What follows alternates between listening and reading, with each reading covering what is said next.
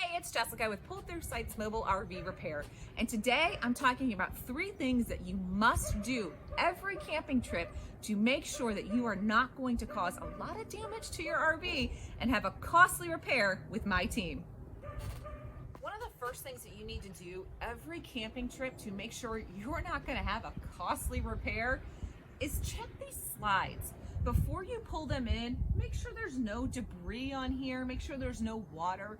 Believe it or not, if there's water on here, it can drip inside your camper and cause issues. So make sure there's no water, there's no debris on your slides before you pull them in. You don't want anything to get in the way of the seals, of the motors, of the tracks that could cause a lot of damage. The last thing you should do, make sure you do every camping trip, is what we call black tank flush. This is where our panel is for all of our mechanics. You can see our normal black tank is here. Our black tank flush is this bottom connection right here.